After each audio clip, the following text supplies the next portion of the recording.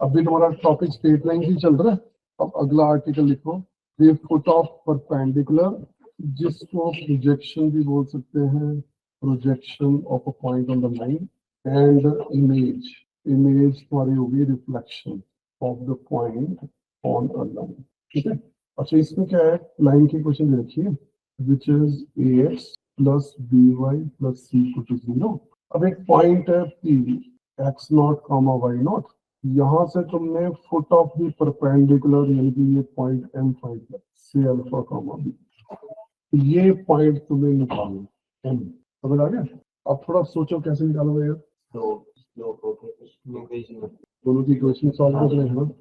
सही कह रहे हैं कि अगर हम इसकी इक्वेशन बना लें, है ना, बना सकते हैं इसकी इक्वेशन। इसकी इक्वेशन बनाने के लिए क्या चाहिए, पॉइंट तो ऑलरेडी है ही ये वाला, और स्लोप नेगेटिव रेसिप्रोकल से आ जाएगी, है ना, लाइन की जो स्लोप है उससे नेगेटिव रेसिप्रोकल करके आ जाएगी, इक्वेशन ऑफ लाइन आ गई, है ना। तो m is the point of intersection. तो यहाँ पर हमने देखा कि जो m है ये पॉइंट ऑफ इंटरसेक्शन है, ठीक है ना, of the line PM and L। Clear? अच्छा, अब अगर मुझे चाहिए इमेज, P की इमेज, दिस इज से x1 y1, ये कैसे निकलेगी इमेज, पहले समझ गए ना इमेज, है ना, और P की इमेज लाइन के अंदर, मतलब P की रिफ्लेक्शन लाइन के अंदर, है ना, तो PM और QM बराबर होंगे और PM Q कोलिनियर भी होंगे, एक ही लाइन पे आएंगे। ठीक है, समझ गए? चलो, अब Q कैसे निकालेंगे, Q कैसे Q निकलेगा,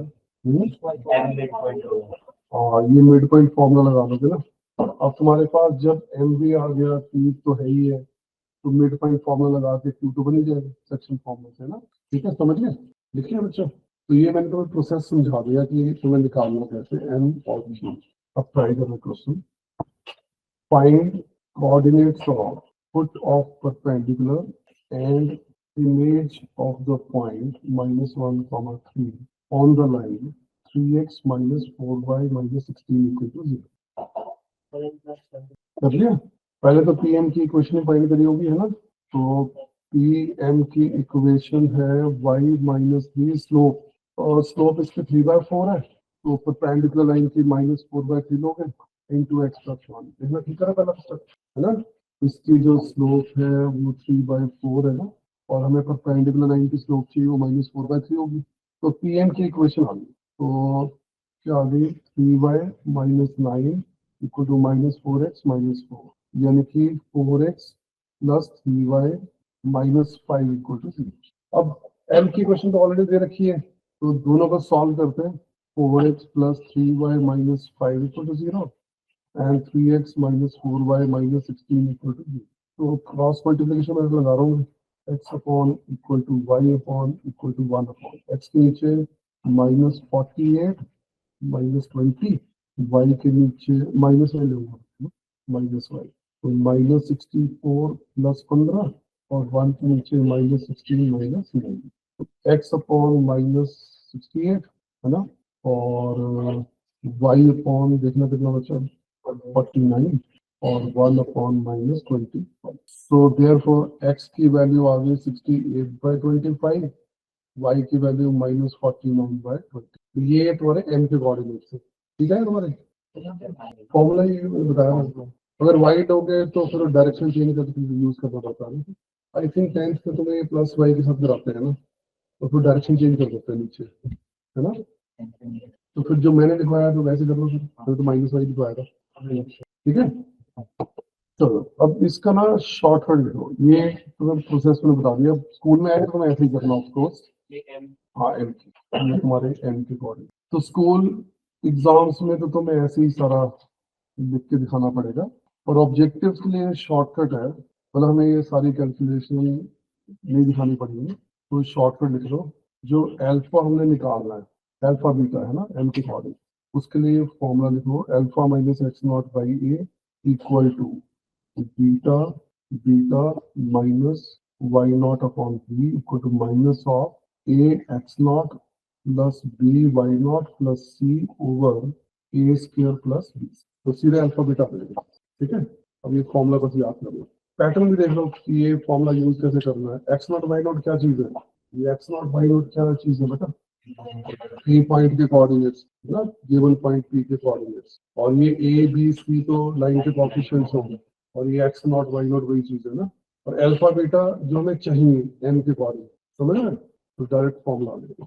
अब अगर तुम्हें Q निकालना है, Q उसका भी लिख लो, वो तो x1 minus x naught over a equal to y1 minus y naught over b equal to minus 2 times a x naught plus b y naught plus c over a square plus b. ठीक है, तो इसमें तुम x not x1 y1 निकाल पाओगे।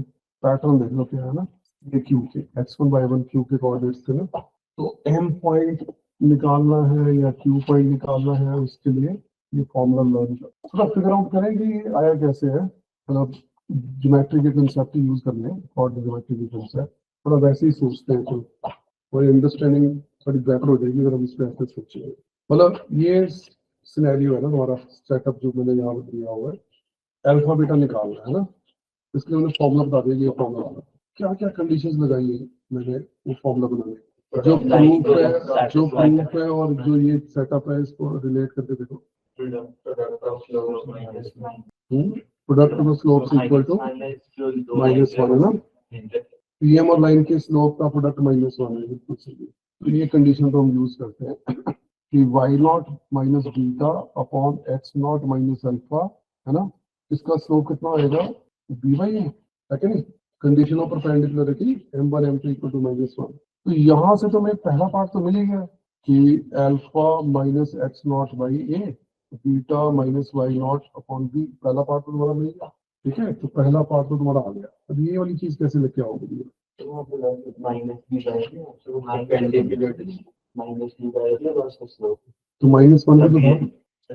भी तो था। चलो ये तो मैंने प्रूव कर दिया, ये तो इजीली प्रूव हो गया, स्लोप की कंडीशन ये है। तो अब ये इसके बराबर कैसे होगा, परपेंडिकुलर डिस्टेंस का फॉर्मूला ऐसे कुछ होता है ना, रूट होता है लेकिन और ये माइनस है भी है, तो ये परपेंडिकुलर वाले को कैसे सजेस्ट करेगा, एम के कोऑर्डिनेट्स निकाल लेंगे, और ये इक्वल भी है, इक्वल टू है, माइनस है, नीचे ए इसका प्लस बी स्क्वायर है। फॉर्मेट तो वैसे दिख रहा है परपेंडिकुलर डिस्टेंस वाला, तो ये रिलेट नहीं हो रहा है ना, ये डिस्गाइज्ड फॉर्म है, देखने में ऐसा लग रहा है डिस्टेंस है, लेकिन डिस्टेंस का यहाँ पे रोल नहीं है, दिखने का तो डिस्टेंस का, समझ रहे हैं। चलो दोबारा नए तरीके से सोचते हैं कि ये दो रेशियोज इक्वल है और ये रेशियो इसके बराबर आ रही है। ठीक है, अब थोड़ा टाइम ट्रेवल करना पड़ेगा, तो मैं तुम्हें हिंट देता हूँ, थोड़ा टाइम ट्रेवल करना पड़ेगा तुम्हें, और रेशियो एंड प्रोपोर्शंस में मुझे बताया तुम्हें, ऐसे क्वेश्चंस किए भी थे फंडामेंटल ऑफ मैथ्स में। ये तीसरी रेशियो कैसे क्रिएट कर सकते, ये तीसरी रेशियो कैसे क्रिएट कर सकते, ऐड कर सकते हैं, और जो चाहिए है ना, जो रिक्वायर्ड है वो मॉडिफिकेशन भी करनी पड़ेगी। सीधा ऐड करने से तो नहीं आएगा, सीधा ऐड करने से ए प्लस बी आ जाएगा, स्क्वायरिंग करूंगा तो ऊपर भी स्क्वायरिंग करनी पड़ेगी, है ना, स्क्वायरिंग में तो फिर ऊपर भी स्क्वायरिंग करनी पड़ेगी, तो अल्फा स्क्वायर बीटा स्क्वायर आ जाएगा। सोचो, कर सकते हैं, पास में उसके आसपास हो जाएगा, ऐसे ही सोचना। डिस्टेंस फॉर्मूला वाला तो मैं बता रहा हूँ ना, वो तो है ही नहीं, देखने वो तो तुम्हें गुमराह करने के लिए ऐसा दिख रहा है, और उस डायरेक्शन में चले जाओगे तो होएगा कुछ नहीं। जो अब मैं तुम्हें हिंट दे रहा हूँ उस पर सोचो, दो रेशियोज बराबर है और ये इक्वल टू इस रेशियो के बराबर करना है, तो क्या ऑपरेशंस लगाऊं इन रेशियोज पे कि मेरा ये RHS आ जाए, इन दोनों रेशियोज को कैसे मैं रिलेट करूं कि राइट हैंड साइड मेरी बन जाए। सीधा ऐड करने से नीचे ए प्लस बी आएगा, मुझे चाहिए इसका प्लस बी स्क्वायर, स्क्वायरिंग करूंगा ऐड करूंगा तो उससे ऊपर स्क्वायर बन जाएंगे, गड़बड़ हो जाएगी, फिर क्या करूँ कि इसका प्लस बी स्क्वायर आ जाए।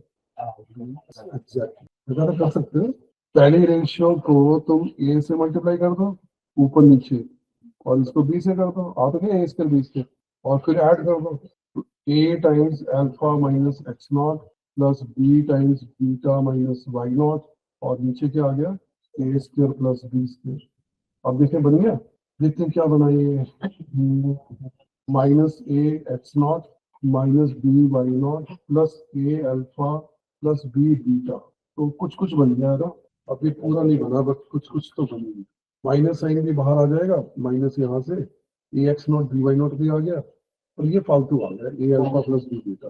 ये कैसे होता है, इक्वेशन में एक्स वाई की जगह अल्फा और बीटा पॉइंट है उसी लाइन पे, M point alpha beta line पे भी तो लाई करता है, वो कंडीशन हमने कहीं यूज ही नहीं करी है ना। Since a alpha plus b beta plus c equal to 0, ये भी तो नेसेसरी कंडीशन है, ये भी तो यूज करनी चाहिए थी, ये यहाँ यूज करनी पड़ी। तो यहाँ पर क्या होगा, ये माइनस सी आ जाएगा, माइनस है ना, इजी। पर अब ये देखो यहाँ पर क्या कर रहा है, रेशियो प्रोपोर्शन यूज हो रही है ना, रेशियो प्रोपोर्शन की प्रॉपर्टी। तो अलजेब्रा है ही बेसिकली टूल्स है टू स्टडी ज्योमेट्री, है ना। तो अब अगर फॉर्मूला बाई चांस भूल भी गए तो तुम अब इसको क्रिएट कर सकते हो। अब फॉर्मूला मैंने बता दिया है कि डायरेक्टली अगर तुम्हें अल्फा बीटा चाहिए तो फॉर्मूला यूज करो, आंसर निकालो, और x1 y1 चाहिए फॉर्मूला यूज करो, आंसर निकालो। ठीक है, तो ये अभी याद कर ले, वैसे फॉर्मूला मुश्किल नहीं है। दोनों में क्या फर्क है, बस यहाँ पर 2 का ही फर्क है, बस, है कि नहीं। अगर दोनों फॉर्मूले कंपेयर करोगे तो बस 2 का ही फर्क है। Got it. चलो अगला करें, area of parallelogram, the area of parallelogram. अब ये केस है जब तुम्हें पैरेललोग्राम की साइड्स दे रखी है, मतलब तुम्हें L1 L2 L3 L4 ये 4 इक्वेशन दे रखी है और एरिया पूछा हुआ है PQRS पैरेललोग्राम का, ये वाला एरिया तुम्हें फाइंड है। तो क्या कर सकते हैं एरिया निकालने के लिए, क्या क्या तुम इसमें कर पाओगे, सोचो। तुम्हें L1 की इक्वेशन, L2 की इक्वेशन, L3 की, L4 की, चारों की इक्वेशन पता है। और इक्वेशन पता कैसी होंगी, क्योंकि पैरेलल लाइंस है ना, ax प्लस by सेम है, परपेंडिकुलर डिस्टेंस थोड़ा चल जाएगा। और दो वर्टेक्स दो वर्टेक्स है, पता लगेगा, दो वर्टेक्स कोऑर्डिनेट निकाल के और लाइन परपेंडिकुलर निकाल के। तो फिर कौन सा फॉर्मूला होता है इसका, बेस इनटू हाइट होता है ना। तो सही, अगर हम बेस इनटू हाइट, ये हाइट निकालें तो, है ना। अभी हाइट निकलेगी कैसे भाई, दो लाइंस के बीच में, पैरेलल लाइंस के बीच में जो डिस्टेंस होता है ना। और बेस कैसे निकलेगा, मतलब एक्स और आर को सॉल्व करके निकालना पड़ेगा। पॉइंट ऑफ इंटरसेक्शन तो मैंने सिखाई दिया कैसे निकालते हैं ना, दो लाइंस को सॉल्व करके। तो फिर इसका मतलब हमारा बेस भी आ गया और हाइट आ गई, तो base into height is the area of this parallelogram, है ना। अब एक इसका और फॉर्मूला भी वो भी लिख लो, तो area of this parallelogram will be equal to P1 times P2 into cosecant phi. Phi is this angle और P2 दूसरे पेयर के बीच में जो डिस्टेंस है ये P2। P1 P2 तो आ ही जाएंगे, phi कैसे आएगा, cosecant phi कैसे आएगा, वो सबसे पहला फॉर्मूला हमने दिया था, कौन से वाला था, tangent phi is equal to m1 minus m2 over 1 plus m1। तो यहाँ से you will be able to get cot phi, cot phi से you will be able to find cosecant phi, है ना। टेंजेंट का रेसिप्रोकल cot, cot से cosecant कैसे निकालोगे, क्योंकि root of 1 plus cot square phi तो होता है, सिंपल ट्रिग्नोमेट्री। तो एक फॉर्मूला ये भी है। अब तुम्हें प्रोसेस पता लग गया, P1 निकालो, SR निकाल लो, half sorry base into height कर दो, है ना। ये तो हो गया एरिया ऑफ पैरेलल, या P1 into P2 into cosecant phi। अब इसका एक स्टैंडर्ड केस लिख लो, लाइंस है ax plus by plus c equal to 0 और दूसरी है ax प्लस by प्लस b equal to 0 and a dash x plus b dash y plus c dash equal to 0 और इसमें a dash x plus b dash y plus b dash equal to 0। ठीक है, अब ये चारों lines को ध्यान से देखो, क्या ये पैरेललोग्राम बना रही, कैसे, ये कैसे बना, ये पैरेलल है, हाँ पैरेलल है ना, x plus b y plus b y, और दूसरी वाली भी पैरेलल है, a dash x plus b dash y, है ना सर, थोड़ा सा ऊपर करना। यस है ना पैरेलल। तो अगर ये पैरेलल है तो देयरफॉर इनका एरिया, पैरेललोग्राम का एरिया, तो इसका फॉर्मूला मैंने लिखवाया P1 into P2 cosecant phi। तो P1 क्या होगा वैसे तुम बताओ, व्हाट P1 कैसे कैलकुलेट करोगे, c माइनस d का mod over root of a square plus b, और P2 ठीक है। अब cosecant phi निकालने के लिए टेंजेंट phi निकालोगे, उनके लिए slope minus a by b minus a dash by b dash है। सब कुछ करने के बाद फाइनली तुम्हारा ये आ जाएगा c minus d into c dash minus d dash. ये P1 और P2 के ऊपर वाले नंबर हो गए ना, और नीचे तुम्हारा आएगा mod a b dash minus a dash. तो ये बस छोटा सा फॉर्मूला याद कर लो, एक लाइन में आंसर आएगा। वो जब कैलकुलेशन करोगे ना, मैंने अभी जो बताइए P1 into P2 cosecant phi वाली, तो इवेंचुअली तुम्हें ये मिल जाएगा। तुम समझ गए बेटा, किसी को डाउट तो नहीं, ये भी एक स्पेशल केस आ गया ना। फॉर्मूला याद है तो थोड़ी स्पीड बन जाएगी, अगर नहीं याद तो चलो कोई बात नहीं, तो तुम ऐसे पहले जैसे मैंने बताया सॉल्व कर, है ना, टाइम तो बचाना है, असली गेम तो वही है, ठीक है। Question number 1, prove that area of parallelogram formed by the lines 3y minus 2x equal to a, 2y minus 3x plus a equal to 0, 2x minus 3y plus 3a equal to 0, and 3x minus 2y equal to a equal to 2 is 2a square upon 5। तो ये चार lines देख रहे हो, इनमें से parallel set कौन सा है? 3y minus 2x के पैरेलल तो यही वाला होगा ना, थोड़ा साइन चेंज कर दो ना, -1 से मल्टीप्लाई कर दो, ये पैरेलल लाइंस है, और दूसरी वाली भी 2y minus 3x 3x minus 2y वाली पैरेलल हो जाएगी, -1 से मल्टीप्लाई कर दो, ठीक है, तो ax plus by सेम मिल जाएगा तुम्हें। अब करना है सिर्फ फॉर्मूला लगाना है, ये देखो 2x minus 3y plus a equal to 0 and 2x minus 3y plus 3a equal to 0 and then 3x minus 2y minus a equal to 0, 3x minus 2y minus 2a equal to 0। एक parallel set ये आ गया, दूसरा parallel set ये आ, है ना, set of parallel. तो formula लगा दो c d a dash b b dash identify कर लो और फॉर्मूला में पुट कर दो, साफ सेम आंसर आ रहा है। तुम लोग समझ गए बेटा सब? हो गया बच्चों? चलो करें, आगे करें ना, ये तो हो गया। अगला आर्टिकल लिखो, family of lines, very very important, family of lines very very important concept है। फैमिली ऑफ लाइंस, गेस करो क्या होगा तीसरी इसमें? फैमिली ऑफ लाइंस तो हम क्या कहना चाह रहे हैं? कौन सी line? Types of lines, types of lines, types of family.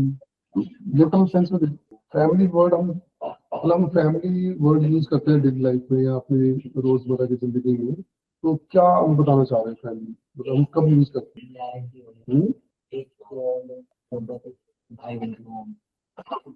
Family में ब्लड रिलेशन जैसे हो गया ना, है ना, मेंबर्स जिनके बीच में ब्लड रिलेशन को फैमिली बोल देंगे, जनरली ऐसे यूज करते हैं, है ना। तो बेसिकली ये एक सेट ऑफ लाइंस है, ये एक सेट है ना। अब कॉमन लैंग्वेज में तो हम लोग जैसे ब्लड रिलेशन वाले मेंबर हो गए ना, उसको उनके ग्रुप को फैमिली बोल दिया। अब लाइंस में क्या है? लाइंस में वो सेट या सेट ऑफ लाइन जिनके बीच में कोई common property, they share a common property, उनके बीच में कुछ आपस में कुछ कॉमन, समझ रहे? तो तुम ये कह लो कि lines sharing some common property. Example देखो, for example lines with slope is equal to 2। अब ऐसे तो बहुत सारी लाइंस है ना, इनफिनिट लाइंस है इनफैक्ट जिनका स्लोप 2 है। तो ये पूरा का पूरा जो सेट है ना, इसको हम फैमिली बोल सकते हैं। तो this can be called a family of line, family of line जिनकी स्लोप 2। अब इसकी अगर इक्वेशन लिखनी हो तो वो क्या होगा? इसकी इक्वेशन होगी y इक्वल टू 2x प्लस बी, राइट। तो यहाँ b देख रहे हो, b ये तो वेरिएबल है, ऐसा क्यों? हाँ, b तो कुछ भी हो सकता है ना, b की डिफरेंट वैल्यूज के लिए डिफरेंट लाइंस आएंगे और बिलोंगिंग टू दिस फैमिली। तो ये जो इक्वेशन होती है, ये ऑब्जर्व दैट ये हमेशा इन्वॉल्व करेगी, इन्वॉल्विंग सम आर्बिट्रेरी कांस्टेंट, ठीक है। और b की स्पेसिफिक वैल्यू के लिए ना, b वैल्यू क्या हो सकती है? 1 ले लो, 2 ले लो, 1.5 1.7 ले लो, -3 ले लो, कुछ भी ले लो। तो इन सब वैल्यूज के लिए तुम्हारे पास इस फैमिली की एक पर्टिकुलर लाइन आ गई, इसको बोले member of this family. b value के लिए you will get member of this, ठीक है। तो फैमिली ऑफ लाइंस की इक्वेशन कैसी होती है? तो ये हमेशा इन्वॉल्विंग सम आर्बिट्ररी कांस्टेंट्स मिलेगी, मतलब एक इसमें वेरिएबल मिसिंग, मतलब एक अननोन दिया होगा, ठीक है, उसको चेंज करते रहोगे ना, उसी फैमिली के डिफरेंट मेंबर्स मिलते हैं, समझ गए? अब जैसे for example lines with x intercept equals to -2, ये एक एग्जांपल है, अनदर एग्जांपल। वो सारी लाइन जिनका x इंटरसेप्ट -2, तो x इंटरसेप्ट अगर -2 है तो ये कौन सी लाइन? तो जैसे ये वाली हो गई है ना, -2 x इंटरसेप्ट -2, तो ये लाइन है जिसका x इंटरसेप्ट -2, ये भी लाइन है जिसका x इंटरसेप्ट -2, ये भी होगी। तो ऐसे तो इनफिनिट लाइंस होंगी, there can be infinite such lines. तो इस सेट ऑफ लाइंस को हम फैमिली बोल रहे हैं, पर्टिकुलर फैमिली, है ना। ये सारी लाइंस एक कॉमन प्रॉपर्टी शेयर करती है। तो अब इसकी अगर मुझे इक्वेशन लिखनी है तो इक्वेशन क्या होगी? x upon -2 plus y upon b equal to 1। तो इसमें जो b है वो मेरा अननोन है ना, आर्बिट्ररी कांस्टेंट, ठीक है। मतलब इसको मैं कोई भी एक वैल्यू दे सकता हूँ आर्बिट्ररली कोई एक वैल्यू दे सकता हूँ, तो उससे क्या होगा, मेरे पास एक पर्टिकुलर लाइन आ जाएगी इसी फैमिली, गॉट इट। इसकी इक्वेशन हम ऐसे भी ले सकते हो जैसे y minus 0 equal to m into x plus, इसमें स्लोप फॉर्म भी लगा सकते हो, स्लोप वेरिएबल है ना, स्लोप वेरिएबल, ठीक है। अब इसमें एक चीज होती है जो थोड़ा डीप एनालिसिस में काम आएगी तुम्हारे, ये एक लाइन है, क्या ये भी कवर होगी इसमें? ये नहीं मतलब ये जो मैंने इक्वेशन लिखी है x by minus 2 plus y by b equal to 1 या y इक्वल टू दिस, इसमें ये वाली भी कवर होगी क्योंकि ये भी तो फैमिली का मेंबर है ना, तो ये कहीं बाहर तो नहीं हो गई, ये तो लेना चाहिए ना, समझ रहे हैं बात, समझ रहे हैं ना बेटा? बात x by minus 2 plus y by b equal to 1 में मैं b को क्या डालूं कि मुझे ये मिल जाए? हाँ, ये इसका पार्ट नहीं है ना, दिस इज नॉट कवर्ड ना, ये लाइन जो है ये इन इक्वेशंस में कवर नहीं हो पाई। जब हम इक्वेशन लिखेंगे तो हम किसकी इक्वेशन लिख रहे हैं? फैमिली ऑफ लाइंस की इक्वेशन लिख रहे हैं ना। अब फैमिली ऑफ लाइंस की अगर इक्वेशन लिख रहे हैं तो सारे मेंबर उसमें कवर होने चाहिए ना। सर इस वाली में तो बी इन्फिनिटी नहीं हो जाएगा, बी इन्फिनिटी नहीं हो जाएगा क्योंकि कट ही नहीं करेगा। होगा तभी ये बनेगा, लेकिन बी को इन्फिनिटी थोड़ी रख सकता हूँ, बी आर्बिट्ररी कांस्टेंट, तो constant infinity is not a number, infinity में नंबर थोड़ी होता है। तो एम बी इसमें नॉट डिफाइंड होता है, तो ना तो मैं बी रख पा रहा हूँ ना मैं एम रख पा रहा हूँ ना, तो मैं इसको अलग से साथ में कवर कर लेता हूँ एक्स इक्वल टू माइनस, तो ये नहीं तो मिस हो रही है मेरी, समझ रहे? सेट लिखना ना, पूरा सेट, कुछ भी मिस नहीं होना चाहिए ना, सारे केसेस कवर होने चाहिए। क्लियर हो गया बेटा? सबको समझ तो आ गया ना बेटा? तो ये थोड़ा डीप एनालिसिस है, जब हम इक्वेशंस लिखेंगे है ना, तो थोड़ा सोचना पड़ेगा रुक के कि यार कुछ छूट तो नहीं क्या, कंडीशंस, मतलब क्योंकि अलजेब्रा यूज कर रहे हैं, कुछ कंस्ट्रेंट तो होते हैं ना, जैसे यहाँ पर बी नॉन जीरो है, अच्छा बी जीरो होगा तो वो केस तो आएगा ही, मतलब वाई इंटरसेप्ट जीरो हो जाए तो लाइन ही हॉरिजॉन्टल बन जाएगी, तो वो तो फिर इस कंडीशन को फुलफिल नहीं करती। तो यहाँ वैसे तो लिखा नहीं है मैंने क्योंकि अंडरस्टूड है, पर अगर तुम इसको सही से एक्सप्लेन करना चाहते हो तो बी नॉन जीरो भी लिखना चाहिए, बी शुड बी नॉन, और वो ऑब्वियस है, मतलब बी अगर मैं जीरो नहीं ले रहा तो कोई बात नहीं, मैं कुछ मिस नहीं कर रहा, उल्टा सोचना पड़ेगा ना, बी जीरो हो गया तो क्या आएगा, क्या वो मैंने केस मिस तो नहीं कर दिया? तो बी इक्वल टू जीरो पे जो मेरा केस आ रहा है वो इसका मेंबर नहीं है बी, इसलिए मैं कह सकता हूँ नॉन से। अगर बी जीरो हो जाएगा तो लाइन कौन सी आएगी, देखो ट्रेस दिस लाइन कौन सी आएगी बताओ, बी जीरो हो गया, बी अगर जीरो हो गया तो वाई इंटरसेप्ट जीरो हो गई ना, तो लाइन ओरिजिन से पास हो जाएगी ना, तो लाइन फिर ये बन गई ना, बी जीरो वाले केस में ये वाली लाइन बन गई। अब इस लाइन का एक्स इंटरसेप्ट माइनस 2 थोड़ी है कि नहीं, समझ रहे हो बेटा? और एम तो वैसे भी नॉट डिफाइंड ले नहीं सकते है ना, एम तो नॉट डिफाइंड ले नहीं सकते, गॉट इट। ये मैंने तुम्हें थोड़ा डीप एनालिसिस बताया कि भाई कैसे इनको रिलेट करना सीखना पड़े, समझ आ गया बच्चों? अब हम आते हैं फैमिली ऑफ कॉन्करेंट लाइंस, ये स्पेशल चीज है। देखो प्रॉपर्टी कुछ भी हो सकती है ना, कॉमन प्रॉपर्टी कुछ भी हो सकती है, जिसमें मैंने कुछ एग्जाम्पल तुम्हें दिखा दिए थे। तो अब मैं स्पेशल केस करा रहा हूँ कॉमन प्रॉपर्टी का, जब लाइंस कॉन्करेंट है, यानी कि तुम्हारे पास दो लाइंस जहां कट करती है बाकी लाइंस भी वहीं से पास हो जाती है, ठीक है, तो सारी लाइंस एक ही पॉइंट से पास होकर जा रही है, और ये मैंने बताया था ये point of intersection is the point of concurrency है ना, ये पॉइंट ऑफ इंटरसेक्शन है which is the point of concurrency. ये निकालना हो तो निकाल ही सकते हो, कैसे निकालोगे? दो लाइन इक्वेट करके और दो लाइन L1 और L2 को सॉल्व कर लो, आ जाएगा point of intersection which is the point of concurrency, ठीक है। चलो अब मुझे अगर ये फैमिली ऑफ लाइंस है, मतलब L1 और L2 दो मेंबर दिए हुए हैं इस फैमिली के, और ये जितनी भी लाइंस दिख रही है या तुम और बना सकते हो, इनफिनिट लाइंस एक ही पॉइंट से पास हो जा रही है, उसकी इक्वेशन लिख ली। मैंने बताया कि फैमिली तुम्हें अगर पता लग गई तो फैमिली की इक्वेशन लिख ली, समझ रहे? तो हमारा जो यहाँ पर प्रोसेस है वो ये है कि एक फैमिली है और उसकी इक्वेशन कैसे लिखो, ये हमारा मेन टास्क है। तो यहाँ पर मैंने तुम्हें एक फैमिली दिखाई है, अब इसकी इक्वेशन कैसे लिखोगे? ये हमारी फैमिली है, अब इसकी इक्वेशन कैसे लिखेंगे तुम बताओ? और इक्वेशन जब लिखोगे तो ये ध्यान रखना कि सारे केसेस कवर हो जाएगा ना, कुछ मिस ना हो जाए। A1 x B1 y plus A2 x इसमें दोनों x और सेम हो जाए तो पॉइंट ऑफ इंटरसेक्शन निकाल के उसकी इक्वेशन में x और y की यस, पॉइंट ऑफ इंटरसेक्शन निकाल के है ना उसमें डाल देते हैं, यस, मतलब बेसिक आइडिया इंट्यूटिवली कर सकते हैं। y माइनस p पॉइंट का y कोऑर्डिनेट, ठीक है, y coordinate of the point p, point of intersection जो है, equal to y minus p point का y coordinate equal to slope into x minus p point का x coordinate of the point. ये तुम्हारी line आ गई। अब इसमें भी परेशानी यही है कि यार ये वाली लाइन मिस हो गई है ना।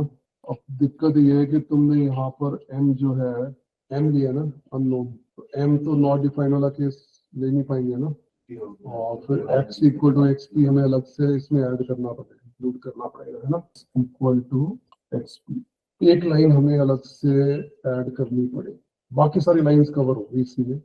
Got it? ध्यान रखना एम जीरो वाला केस आ जाएगा, बाकी तो सारे आ जाएंगे सर। ये वर्टिकल लाइन के स्लोप में वर्टिकल लाइन जो है वो नॉट डिफाइंड होती है ना, इसकी स्लोप वो मिस हो जाएगी। तो मैंने सारी फैमिली ऑफ कॉन्करेंट लाइंस ले ली, समझ रहे? अब इसका एक और दूसरा मेथड भी है, वो बहुत इंटरेस्टिंग है। देखो, अगर मैं L1 plus lambda times L2 equal to 0 लूंगा और यही हमारा जनरल मेथड होगा, तो ये भी मेरे पास फैमिली ऑफ सच लाइंस आ गई। और यहाँ लैम्डा अननोन है, लैम्डा के डिफरेंट वैल्यूज के लिए विल गेट डिफरेंट, लैम्डा की डिफरेंट वैल्यूज के लिए विल गेट डिफरेंट, ठीक है। अब इस फॉर्मेट को एक बार जस्टिफाई करें, ये कैसे है ना, ऊपर वाला तो चलो समझ आ गया मुझे, ये वाला कहाँ से कैसे बनेगा। सबसे पहले ऑब्जर्व करो, क्या ये लाइन की इक्वेशन है? कुछ और तो नहीं है लाइन के अलावा, लाइन की इक्वेशन ही है ना। वो कैसे? क्योंकि लीनियर इक्वेशन है ना, लीनियर इक्वेशन है इन टू वेरिएबल्स। तो सबसे पहले तो ये है तो line, number one. Number two, ये हमेशा p से पास होकर जाएगी, passing through p for all lambda. ये कैसे? ये लाइन जो है p पॉइंट से ही हमेशा पास होकर जाएगी, because p satisfies this equation, है ना। यहाँ सेटिस्फाइज L1 एंड L2, है ना, ये p पॉइंट हमारा। अब मैं इसमें डालूंगा तो 0 आ जाएगा ना, और इसमें डालूंगा 0 आ जाएगा ना, तो 0 इक्वल 0 आ गया ना। तो ये क्या बन गई? लाइन है और p से पास होकर जा रही है, तो any line passing through the point p is the member of this family. Got it?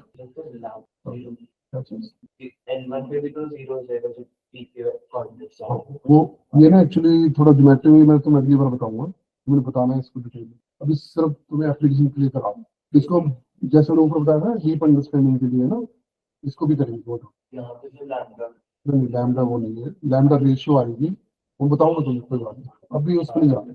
Lambda minus L1 by L2 की रेशियो आएगी, ये बताऊंगा तुम्हें तो, पर अभी मैं तुम्हें आज एप्लीकेशन करा रहा हूँ तो बताऊंगा, ठीक है। तो यहाँ मैंने ये फॉर्मेट पहले समझा दिया तुम्हें कि ये एक लाइन की इक्वेशन है और ये passes through the point P है, क्योंकि P पॉइंट के कोऑर्डिनेट्स इन दोनों को सेटिस्फाई कर। देखो भाई, और अगर पॉइंट होगा ना, जैसे मान लो ये Q पॉइंट, तो Q पॉइंट तुम्हारा ना तो इसको 0 कर पा रहा है ना इसको 0 कर पा रहा है, तो 0 को 0 तो आएगा नहीं, समझ रहे? और अगर Q पॉइंट मान लो यहाँ पर है, तो L1 को तो 0 कर जाएगा, इसको नहीं कर पाएगा, लेकिन P हमेशा इन दोनों को कर देगा। तो ये तो पक्का है कि P पॉइंट इसको सेटिस्फाई करता ही कर, तो इसलिए line passing through the point P आ गई, तो वही तुम्हारा मेंबर हो गया फैमिली की। Got it? तो इसलिए अब ये फॉर्मेट जो है ये हम यूज करेंगे। तो वैसे तुम्हारा दो ऑप्शन थे, ये भी कर सकते हैं ये भी कर, पर अब हम करेंगे सेकंड वाला। हाँ, वो मैं सारा डिटेल में बताऊंगा।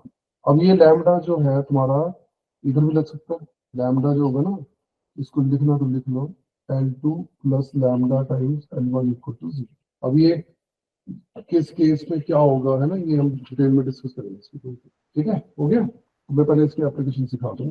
Find equation of line through the intersection of 5x minus 3y equal to 1 and 2x plus 3y is equal to 23 and perpendicular to x equal to 0।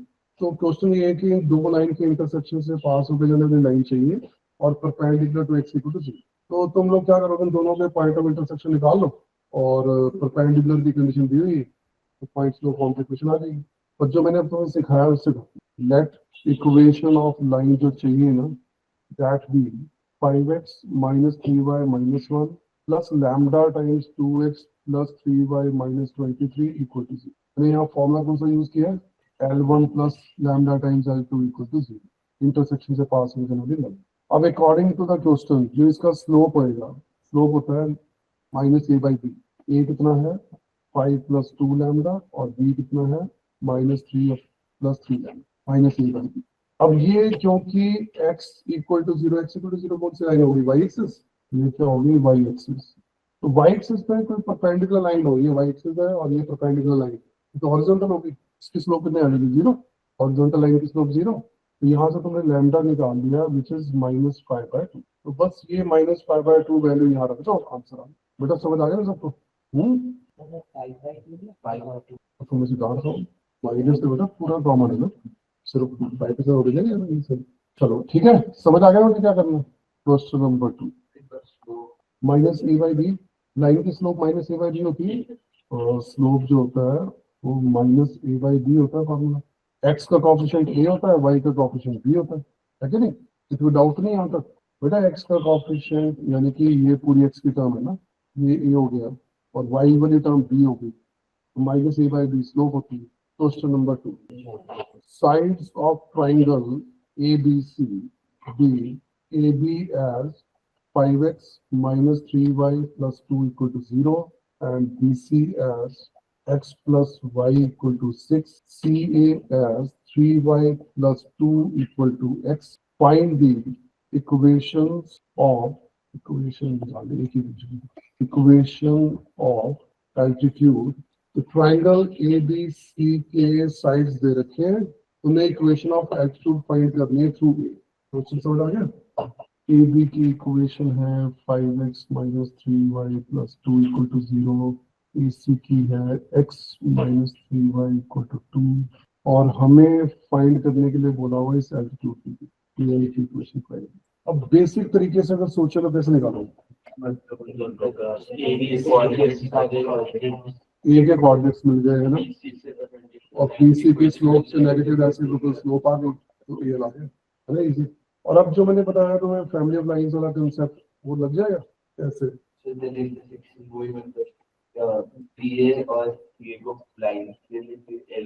Basically दो लाइंस आ गई ना, L1 और L2, और जो हमें चाहिए वो तुम्हारी ये वाली लाइन है, line through the intersection of AB and AC, ठीक है ना, line through the intersection of AB and AC। ठीक है ना सबको? यहाँ से इन्फिनिट लाइंस जा सकती हैं, है ना, तो जो हमारी लाइन है वो BC पे परपेंडिकुलर नजर आ गया ना, कॉन्करेंट लाइंस वाला कंसेप्ट।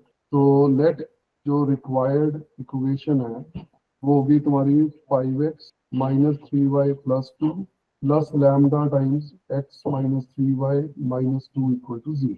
तो इसमें अब तुम्हें लैम्डा की वैल्यू निकालनी है, बस तुम्हारा काम हो। अब लैम्डा की वैल्यू कैसे निकालोगे, क्या कंडीशन लगाओगे? जो ब्लू वाली लाइन है जो यहीं से पास होकर जा रही है वो BC पे परपेंडिकुलर है, तो BC की स्लोप कितनी है -1, तो AL की स्लोप कितनी होगी 1, तो AL की स्लोप 1 है और AL की इक्वेशन यही है ना जो ऊपर लिखी हुई है। इसकी स्लोप कैसे लिखोगे? माइनस ए बाई बी, ए कितना है 5 प्लस लैम्डा और बी कितना है -3 लैम्डा, और ये स्लोप कितनी चाहिए 1। इसे सॉल्व करो, लैम्डा निकाल, देख लो क्या आंसर आ रहा है। लैम्डा के लिए 1, तो लैम्डा के लिए 1 रख दो, आंसर आ गया। That is the equation of a without finding a, है ना, हमने एल की इक्वेशन फाइंड। बेटा क्लियर हो गया? Question number 3, prove that x times a plus b y times -2a plus b equal to a minus 3b represent the family of lines, the family of concurrent lines। और a और b different arbitrary constants है ना, ए और B की different values के लिए वहाँ पर डिफरेंट लाइंस आएंगी और वो सारी लाइंस जो है कॉन्करेंट लाइंस है। तो बेसिकली ये प्रूव करना चाह रहे हैं ना। एक तो जैसे मैंने बताया इंट्यूटिवली गेस कर लो, है ना, ए और बी को वैल्यू डाल के देखते जाओ, 1 डाल दो, 2 डाल दो, 3 डाल दो, कुछ ऐसे वैल्यूज डाल के चेक कर लो, 3-4 लाइंस आ जाएंगी। और इसमें सारी लाइंस नहीं निकाल पाएंगे, तो ये this is not a good method for this problem, है ना। दूसरा आइडिया ये है कि क्या मैं देखो फैमिली ऑफ कॉन्करेंट लाइंस पूछ रहा है ना, तो फैमिली ऑफ कॉन्करेंट लाइंस तो lambda 1 plus L1 plus lambda times L2 equal to 0 ही होता है। तो क्या ये जो इक्वेशन है क्या ये इस फॉर्मेट में है? अगर ये इस फॉर्मेट में है तो फिर तो हम लोग स्टेट कर ही सकते हैं। अगर ये लाइन तुम शो कर दो कि इसी फॉर्मेट में है फिर तो हम क्लेम कर देंगे कि ये तो कॉन्करेंट लाइन है बस। तो लैम्डा आइडेंटिफाई करो कि लैम्डा क्या है भाई, थोड़ा सब लोग फिगर आउट करो कि क्या ये जो इक्वेशन है ये L1 plus lambda times L2 equal to 0 type की है, थोड़ा फिगर आउट करो, ट्राई करो। क्वेश्चन समझ आ गया ना? कुछ बना B by A lambda, L1 के साथ बना बेटा ये नहीं? नहीं, स्लोप कैसे निकालते हैं? तो बाय इक्वल टू वो करके वो वाले फॉर्मूला जो भी डालने पर वो कॉन्क्रीट लाइंस नहीं हो, ये कॉन्क्रीट लाइंस प्रूव करना ना, जो ऊपर डाल वो तो फिर वही चीज होगी, गैस वाला ही वर्क हो गया कि दो स्लोप अलग अलग निकालो, 3 निकालो, 4 निकालो। एक्चुअली इसमें पता क्या करो, पहले ए और बी को ग्रुप करो, x minus 2y and minus 1 times a, और बी को ग्रुप करो x plus y plus 3 equal to 0। और कैसे यूज करेंगे उसको, वही करेंगे। हाँ बेटा, ये तो ए को इकट्ठा करो, बी को इकट्ठा करो, ठीक है ना। अब ए से डिवाइड कर दूं, x minus 2y minus 1 plus b by a times, ये दिख गया लैम्डा, ये वही फॉर्मेट नहीं आ गया, L1 plus lambda times L2 equal to 0, same format तो है ना, L1 plus lambda times L2 equal to 0। समझ रहे हैं बच्चों? तो हमारे पास ये फॉर्मेट आ गया, तो इस फॉर्मेट से हम क्लेम कर सकते हैं ना कि ये फैमिली ऑफ कॉन्करेंट लाइन। और पॉइंट ऑफ कॉन्करेंसी कौन सा होगा, अगर मैं ये पूछूं what is the point of concurrency, इन दोनों को सॉल्व कर लो, ये L1 है, ये L2 है, इन दोनों को सॉल्व कर लो, पॉइंट ऑफ कॉन्करेंसी आ जाएगा। बेटा समझ आ गया ना सबको, है ना? किसी को डाउट तो नहीं? चलो क्वेश्चन करते हैं। If A, B, C are in AP, prove that AX plus BY plus C equal to 0 passes through a fixed point. वो लैम्डा है, B by A हो या A by B हो, मैंने ऊपर लिखवाया ना L1 plus lambda times L2 हो या L2 plus lambda times L1, format ही होना चाहिए, मतलब 1 और 2 का फर्क नहीं पड़ता लाइन पे। अब मैं जब प्रूफ या डीप एनालिसिस कराऊंगा तब बताऊंगा कि लैम्डा इधर उधर करने से क्या हो, पर पहले भी हम सीख लेना इसकी एप्लीकेशन से। अब ये कह रहा है कि ये जो ax plus by plus equal to 0 it passes through a fixed point. अब passes through a fixed point वही तो केस हो गया, फैमिली ऑफ कॉन्करेंट लाइन से तो हो गई, फैमिली ऑफ कॉन्करेंट लाइन से तो हो गई, फिक्स्ड पॉइंट से पास होकर जा रही है सारी लाइन, तो मतलब फैमिली कॉन्करेंट लाइन। इसका मतलब मेरे पास फिर ये गोल है कि मुझे इसको L1 plus lambda times L2 equal to 0 दिखाना, समझ रहे हैं? अब दे क्या रखा है, 2b equal to a plus c दे रखा है, और एक ax plus by plus c equal to 0। तो इन दोनों को इकट्ठा करके L1 plus lambda times L2 equal to 0 दिखाना, तो इकट्ठा कैसे करूँ दोनों को, सी की वैल्यू एलिमिनेट कर दूं, तो ax प्लस by और c की वैल्यू क्या डालूंगा, 2b माइनस a। ये तो पिछले वाला ही क्वेश्चन बन गया, फिर अब ये तो लास्ट क्वेश्चन बन गया, है ना। ए और बी को एक ग्रुप करके और फिर b by a by b बना लो। तो ए को अगर मैं पहले इकट्ठा करूँ तो ये आ, अब बी बाई ए बनाना है तो ए से डिवाइड कर दो, प्रूव हो गया। और ये फिक्स पॉइंट कौन सा, 1 कॉमा माइनस 2, दोनों लाइंस में सॉल्व करके जो आएगा L1 plus lambda times L2 equal to 0। तुम समझ गए हैं सारे ना?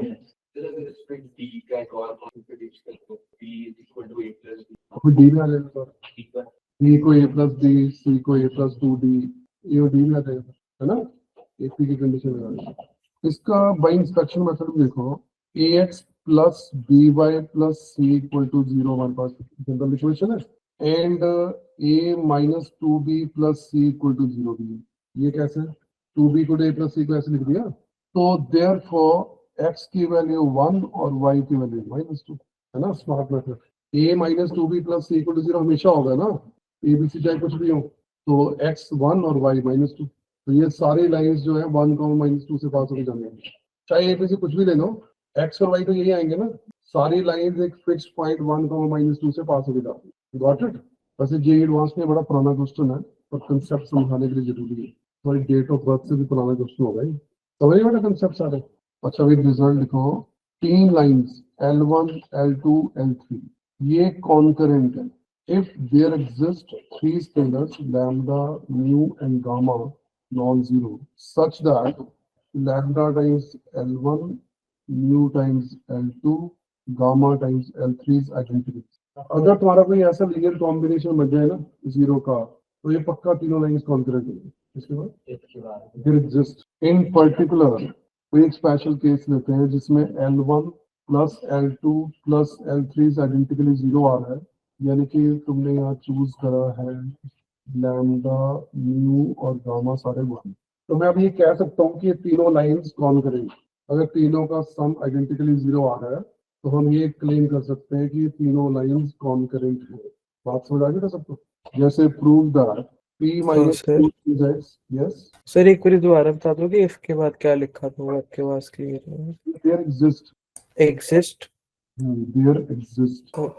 ओके। अच्छा, ये एक लाइन है p minus q times x plus q minus r times y plus r minus p times r minus p equal to 0, और दूसरी है q minus r into x plus r minus p into y plus p minus q equal to 0, and then r minus p times x plus p minus q times y plus q minus r equal to 0। तो these are three lines, और prove करो कि ये concurrent है। अब concurrent के लिए तुम्हें पता ना क्या करना पड़ता है, दो का पॉइंट ऑफ इंटरसेक्शन निकाल के तीसरे में डाल के चेक करना पड़ता है ना। और यहाँ ये सब कुछ नहीं करना पड़ेगा, अभी जो मैंने रिजल्ट दिखवाया उसी से देखो। पहले तो ये जो फैक्टर्स हैं ऑब्जर्व करो, p minus Q, q minus r और r माइनस p का सम 0 होता है ना, 0 है ना। तो इसको देखते हुए अगर मैं इन तीनों लाइंस को ऐड कर दूं, है ना, L1 plus L2 plus L3 तीनों को ऐड कर दो तो 0 आ रहा है ना, समझ रहे हो ना? 0 times x plus 0 times y plus 0 equal to 0 आ रहा है। तो इसलिए अब मैं ये सीधा क्लेम कर सकता हूँ कि ये तीनों लाइंस कौन सी। तो ये तो स्पेशल केस है ना, 1 1 1 के लिए आ गया। और यहाँ मैंने बताया कि कोई तीन स्केलर लैम्डा म्यू गामा कोई भी नंबर हो सकते हैं, जैसे 1 2 3 1 2 -5, कोई भी अगर ऐसा लीनियर कॉम्बिनेशन आइडेंटिकली 0 बन जाए तो ये लाइंस पक्का कॉन्करेंट। क्लियर? जितने भी जनरल प्रूफ्स होंगे ना उनमें हमेशा हमें यही कंसेप्ट यूज करना पड़ेगा, L1 plus L2 plus L3 identical. हो गया? चलो फिर आगे चलें।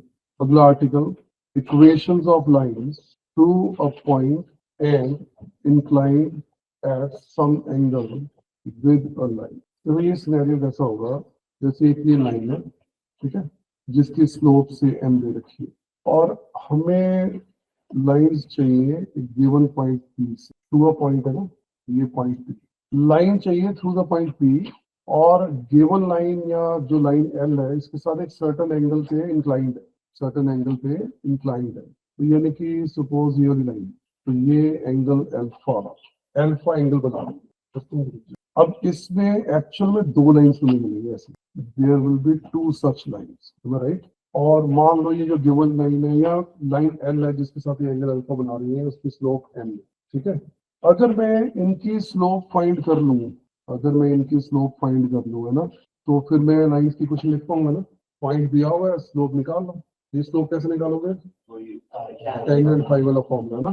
तो हमें पता है इसका formula, tangent of alpha equal to m dash minus m upon 1 plus m dash into. तो इसको सॉल्व करोगे हमें m डैश की दो वैल्यूज मिल जाएंगी, m1 है, हमारे पास दो लाइन नहीं होता, ये हॉरिजॉन्टल नहीं है ना लाइन, इसको ऐसे रोटेट कर दो, रोटेट कर दो तो ऐसा नहीं तो कंफ्यूजन हो, माइनस m डैश नहीं है, ठीक है, क्लियर। तो एंगल लाइन होता है ना, एंगल बिटवीन टू लाइन, उसका टेंजेंट फॉर्मूला, तो वो लगा के सॉल्व करके तुम्हें मिलता है। Got it? इसका एक सिनेरियो ये भी बन सकता है, जैसे ये तुम्हारी लाइन है, ये स्लोप एम है और पी पॉइंट इस पर दे रखा है बाई चांस, तो भी ऐसी दो लाइंस मिलेंगी तुम्हें, एक ये वाली और एक ये वाली, जो इसके साथ एंगल अल्फा बना, ये भी हो सकता है। तो डिपेंड करता है पी पॉइंट लाइन एल पे है या बाहर। फॉर्मूला सेम है दोनों के लिए, दोनों के लिए फॉर्मूला सेम है, क्योंकि ये निकालने के लिए भी तुम्हें m डैश की वैल्यू चाहिए, तो सॉल्व करके आ जाए, ठीक है। अब ये जो m1 और m2 की वैल्यूज आएंगी ना, ये तुम देखोगे कि m1 आएगी tangent of theta plus alpha, और m2 की वैल्यू आएगी tangent of theta minus alpha, where m is equal to tangent.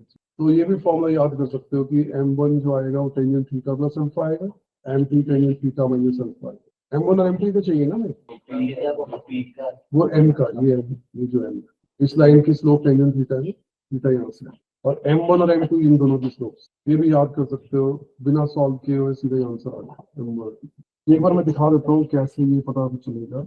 और दो लाइंस हैं हमारे पास, ये वाली जो पी पॉइंट से निकालनी पास होकर जा रही है, और एक जो गिवन है वो मान लो ये वाली, ठीक है, और ये एल है तुम्हारी और ये है अल्फा एंगल।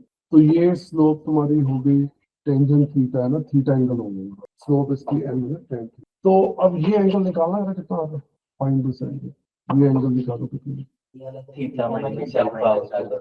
ये एंगल निकालो, बस हो गया हमारा काम।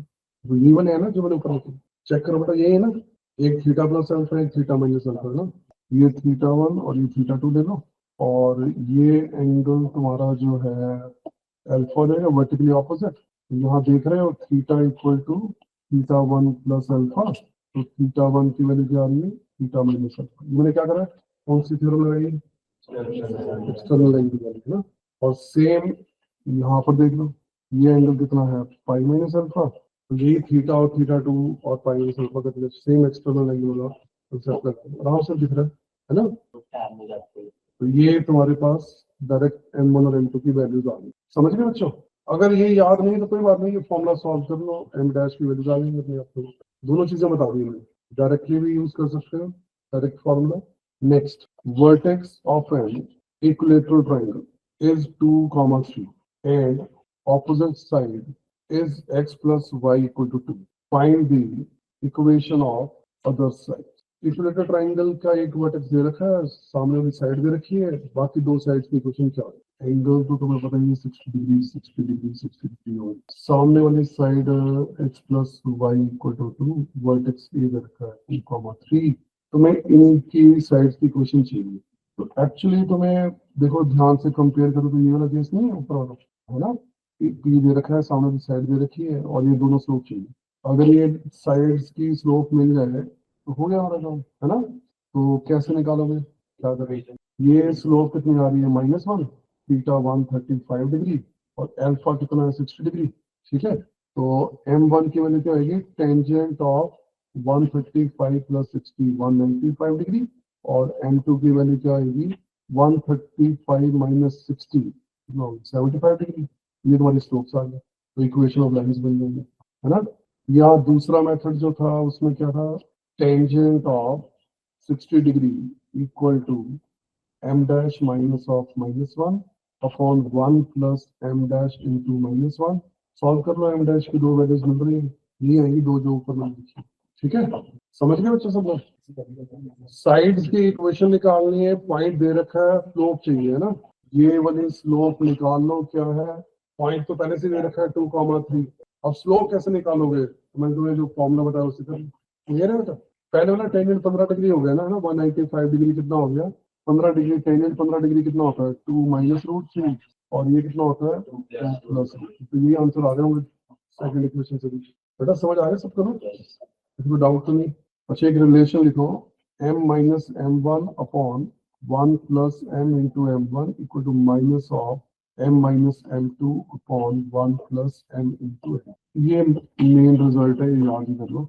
ये एक रिलेशनशिप है, देखो इसमें m m1 और m2, ये जो ट्राइंगल है ना m1 m2 और m, या ये कॉन्करेंट लाइंस है m1 m और m2, इनके बीच का रिलेशनशिप है। अब ये कब यूज करना है, अगर दो चीजें दी हो तीसरी फाइंड करनी है, अगर एक मिसिंग हो दो दी हो ना, ये रिलेशन यूज कर, ठीक है। अब ये आया कैसे, क्योंकि m1 मैंने तुम्हें बताया था tangent of theta plus alpha, तो tan a प्लस b की एडमिटी लगाओगे तो tan theta plus tan alpha upon 1 minus tan theta into tan alpha. tan theta तुम्हारा m हो गया, m plus tan alpha upon 1 minus m into tan alpha. Similarly m2 वो हो जाएगा m minus tan alpha over 1 plus m tan alpha, और बस अब tan alpha को एलिमिनेट कर दो तो तुम्हारे पास यही फॉर्मूला आ जाएगा जो ऊपर मैंने लिखा है, ठीक है। अब इसमें जब भी तुम्हें कोई ऐसा सिनेरियो दिया हो जिसमें कि एक मिसिंग है इन तीनों में से, तो हम इस इक्वेशन को यूज करके वो लिखा, गॉट इट। अब क्वेश्चन देखो इसका, question number 2, two equal sides of isosceles triangle are along the lines 7x minus y plus 3 equal to 0, x plus y minus 3 equal to 0. Now you find the equation of third side through the point 1, -10. देखा case कैसा बन रहा है ना, दो sides isosceles की दे रखी है, अब तीसरी साइड जो है वो 5 है। और ये 1, -10 से पास हो जाएगा। ये P पॉइंट हो गया, ये दोनों एंगल बराबर हैं। अब ये एंगल नहीं दिया होगा, बस ये पता कि बराबर है। तो अब यहाँ पर क्या क्या दे रखा है, क्या मिसिंग है? वो M1 M2 और M तीन चीजें ना, कौन सी दे रखी है, कौन सी missing? Which is M1, which is M2, which is M? पहले आइडेंटिफाई करो इन तीनों में से M1 M2 और M कौन कौन से हैं? बताओ यार, M कौन सा है? M तो यही वाला होगा। और M1 और M2 कौन से हैं? ये M1 और M2 होंगे। यही सेटअप बताया ना तुम्हें। तो इसमें क्या क्या दे रखा है? M1 दिया हुआ है। M1 क्या है? 7। और M2 भी दे रखा है। और फाइंड क्या करना है? M मिसिंग है। समझ रहे हो? तो M कैसे निकालोगे? M minus M1 upon 1 plus negative of M plus 1 हो जाएगा और 1 माइनस। ठीक है, अब सॉल्व करना जरा, सॉल्व करना जरा, देखो क्या आंसर आ रहा है, बताओ। तो है हाँ, 2 आ 1 रहा by 3 and minus है। यस, 2 ही है। 1/3 एंड -3। बेटा इक्वेशन बनाओगे, क्वाड्रेटिक बन रही है। क्वाड्रेटिक इक्वेशन सॉल्व करो तो 2 आंसर आ रहे हैं। तो इसका मतलब 2 लाइंस कह रहा है कि 2 लाइंस आ रही है। हाँ, दूसरी लाइन कौन सी, वो भी आइडेंटिफाई करो। हाँ, ये है तो दो, एक -3 एक 1/3 है, तो दूसरी लाइन पर परपेंडिकुलर ही आएगी। और वो कौन सी है, देखें, आइडेंटिफाई करें। जो इससे जा रही होगी ना, ये ऊपर जाकर बना रही होगी ना, आइसोसेलेस ट्रायंगल बन रही है, दिख रहा है? तो अपने आप 2 आंसर आ, है ना? जब तुम्हें मेरी बात समझ आ गई ना सबको? जो हमारे पास पॉइंट है 1 अगर ये ट्रांजिट के अंदर ना हो, कहीं भी नहीं, बाहर लाइन है तो नीचे बन जाता है। यहाँ पर पॉइंट तो नीचे बन जाता है। इसको ऊपर एक्सटेंड करते हैं, नीचे नहीं, ऊपर एक्सटेंड करते हैं, वैसे नहीं। ठीक है, सबको क्लियर है बेटा? यहाँ तक बोलो। Next question number 3। Ray of light is sent along 2x minus y minus 9 equal to 0. Then upon reaching the line x minus y minus 2 equal to 0, it is reflected from it. Now find the equation of reflected ray. Find the equation of the reflected ray. पिछला प्रश्न पूरा हो गया ना, हमारा complete है। कर लिया बेटा? डायग्राम को सही नाम क्यों लोगे हैं? हो गया ना, डिस्कस करो। डायग्राम सही नहीं। Ray of light is sent along 2x minus y minus 9 equal to, ये मान लो रे यहाँ से आ रही है, ये है 2x minus y minus 9 equal to 0। जब यहाँ पहुंचेगी x minus y minus 2 equal to 0 पे, यहाँ से रिफ्लेक्ट कर जाएंगे ना, यहाँ से रिफ्लेक्ट होगी। ये इस तरह का सिनेरियो है ना। इसी की इक्वेशन पूछ रहा है क्या होगी। तो यहाँ पर हमें ये तो पता है फिजिक्स का ये लॉ, ये दोनों एंगल बराबर होंगे, ये नॉर्मल हो गए ना, है ना। तो ये कौन सा सेटअप, अब इसमें कौन सा कंसेप्ट यूज करूँ? M1 और M2 वाला है ना। M कौन सा है, M1 कौन सा है, M2 कौन सा है? M नॉर्मल वाला हो गया, और M1 और M2 ये वाले हो गए ना। यही सेटअप है ना, यही वाला सेटअप है ना। अब M पता है, M1 पता है, M2 नहीं पता। यहाँ पर तुम्हें M1 पता है 2, M कितना है -1, M2 मिसिंग है, तो वही रिलेशन यूज कर लो फॉर्मूला। देखो क्या आ रहा है, M2 find the value of M2 1/2।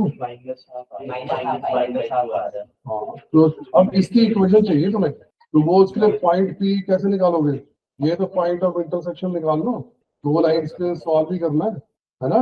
ये वाला तो पॉइंट ऑफ इंटरसेक्शन ही हो गया, तो पॉइंट ऑफ इंटरसेक्शन निकालो और फॉर्मूले में पुट कर दो, इक्वेशन ऑफ लाइंस आ जाएगी। बेटा समझ आ गया तुम लोगों को ना? किसी को डाउट नहीं यहाँ तक? सबको क्लियर? सबको क्लियर हो गया बेटा यहाँ तक? चलो अब मैं ना तुम्हें एक आर्टिकल करा रहा हूँ 2D बेसिक्स पे कराता हूँ, पहले वो पढ़ाओ। स्ट्रेट लाइन में अभी तुम्हें करूँगा।